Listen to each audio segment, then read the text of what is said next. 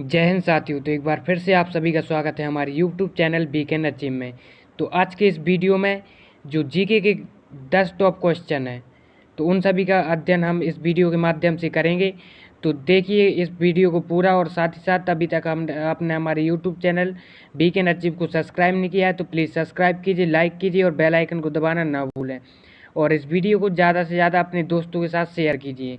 तो चलिए आपके चलते हैं फर्स्ट क्वेश्चन की ओर। तो फर्स्ट क्वेश्चन आपका क्या है? निम्नलिखित में से कौन सा कथन आइसबर्ग के लिए सही है? तो निम्नलिखित में से कौन सा कथन आइसबर्ग के लिए सही है? तो इसका पहला ऑप्शन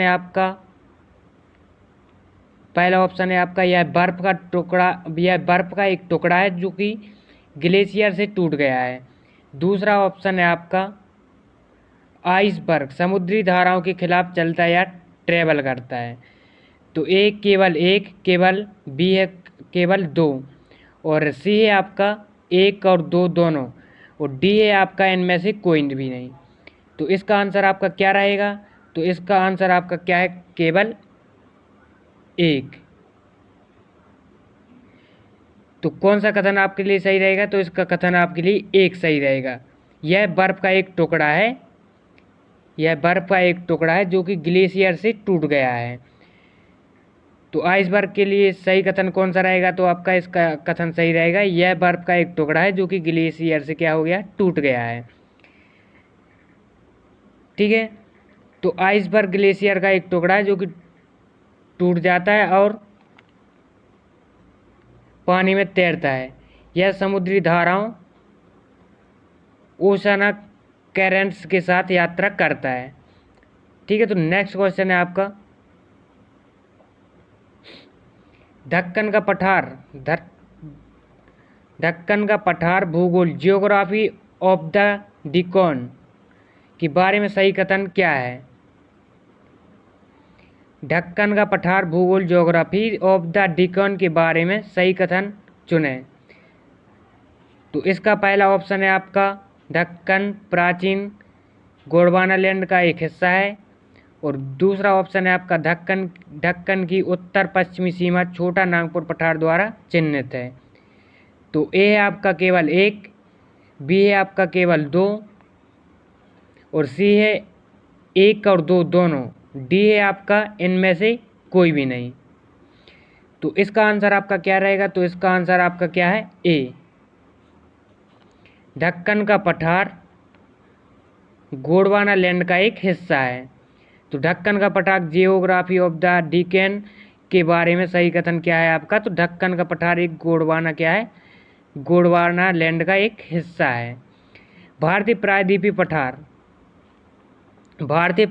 पठार जिसे ढक्कन का पठार कहा जाता है, प्राचीन गोंडवानालैंड का एक क्या है? हिस्सा है।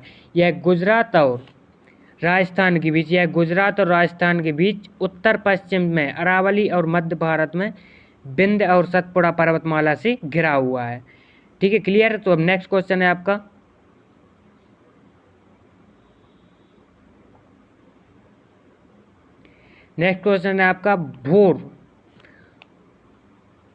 भोर घाट के प्राचीन मार्ग का विकास किस राजवंश ने किया था? तो भोर घाट के प्राचीन मार्ग का विकास किस राजवंश ने किया था? पहला है आपका सातवाहन, दूसरा ऑप्शन है आपका गंगा, तीसरा ऑप्शन है आपका गुप्त, और डी ऑप्शन है आपका चंदेल। तो इसका आंसर आपका क्या रहेगा? तो इसका आंसर है आपका ए, इसका आंसर आपका ए है, सातवाहन।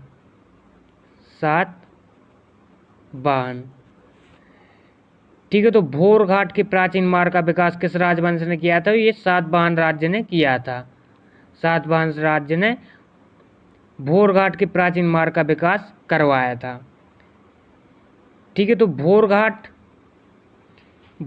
सातवाहन राजवंश द्वारा कोंकण तट और ढक्कन के पठार के आसपास के क्षेत्र पर बंदरगाहों को जोड़ने के लिए विकसित एक प्राचीन व्यापार मार्ग था। ठीक है, क्लियर? नेक्स्ट क्वेश्चन है आपका भारतीय संविधान के किस अनुच्छेद के अनुसार केंद्र सरकार के पास राज्य को बनाने की शक्ति है? तो इसका ऑप्शन है आपका ए ऑप्शन है आपका अनुच्छेद 1, बी ऑप्शन है आपका अनुच्छेद 2, सी ऑप्शन है आपका अनुच्छेद 3 और डी ऑप्शन है आपका अनुच्छेद 4। तो इसका आंसर आपका क्या रहेगा? तो इसका आंसर आपका क्या है? सी 4, अनुच्छेद 4। तो भारतीय संविधान के अनुच्छेद 4 के अनुसार केंद्र सरकार के पास राज्य को बनाने की क्या है? शक्ति प्रदान है। ठीक है, तो भारतीय संविधान के अनुच्छेद 3 में कहा गया है कि केंद्र सरकार के पास राज्य बनाने, किसी राज्य के आकार को बढ़ाने या घटाने और किसी भी राज्य को सीमा या नाम को बदलने की शक्ति दी गई है इसमें। ठीक है, तो नेक्स्ट क्वेश्चन है आपका, गोवा को भारतीय गणराज्य में किस वर्ष विलय किया गया था? तो गोवा को भारतीय गणराज्य में किस वर्ष विलय किया गया था? तो इसका ऑप्शन आपका पहला है 1959, बी ऑप्शन है आपका 1961 और सी ऑप्शन है आपका 1987 और डी ऑप्शन है आपका 1949। ठीक है, तो इसका आंसर आपका क्या है? तो इसका आंसर आपका बी 1961। तो गोवा को भारतीय गणराज्य में 1961 वर्ष में क्या किया गया था? विलय किया गया था। तो पुर्तगाली शासन से स्वतंत्रता प्राप्त करने के बाद, 1961 में दमन एवं दीव और गोवा को भारतीय गणराज्य में क्या कर दिया गया था? मिला दिया गया था। साथ ही साथ आपके दमन और गोवा और दीव को भी क्या 1961 में मिला दिया गया था। ठीक है, क्लियर। नेक्स्ट क्वेश्चन है आपका,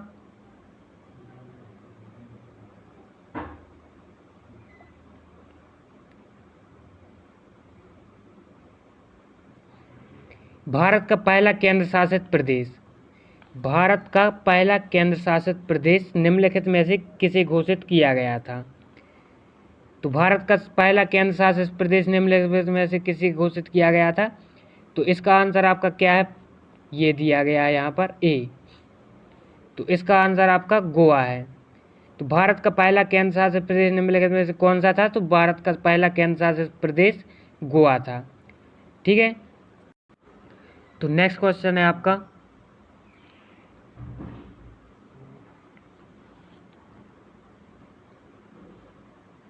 नेक्स्ट है आपका स्टेथोस्कोप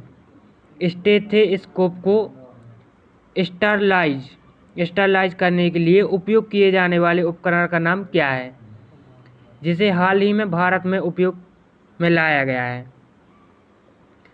तो इसका आंसर आपका पहला है स्टेट, दूसरा ऑप्शन है आपका स्टेरोस्टेट, तीसरा ऑप्शन है आपका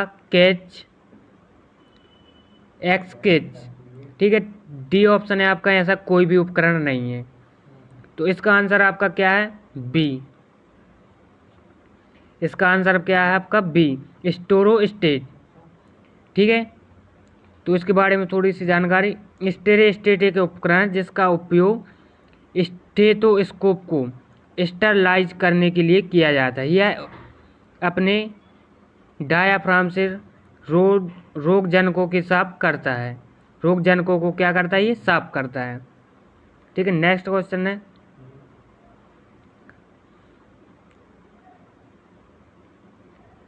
ई युवा योजना किसके द्वारा कार्यान्वित की जा रही है?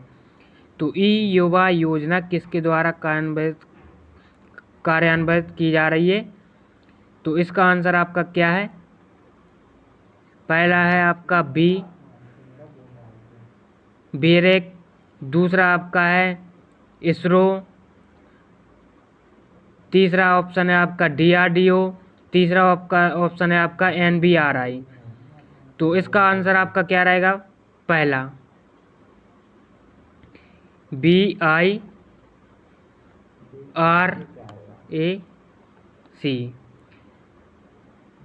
ठीक है, तो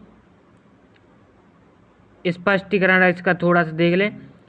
empowering youth of undertaking value added inverted translation. ठीक है, ट्रांसलेशन रिसर्च। युवा के लिए युवाओं का सशक्त बनाना एक ऐसी योजना है जिसे जैव प्रौद्योगिकी उद्योग अनुसंधान सहायता परिषद विटनेचोलॉजी और industry research assistance counselling BIRAC द्वारा लागू किया गया है। ठीक है, तो नेक्स्ट क्वेश्चन है आपका अंतर्राष्ट्रीय टेस्ट विकेट में 200 बार बाएं हाथ के बल्लेबाज को आउट करने वाला पहला गेंदबाज कौन है? तो इसका पहला ऑप्शन है आपका जे बुमराह, दूसरा ऑप्शन है आपका R अश्विन, तीसरा ऑप्शन है आपका जहीर खान और चौथा ऑप्शन है आपका राजीव बैनी। तो इसका आंसर आपका क्या रहेगा? इसका आंसर है आपका ए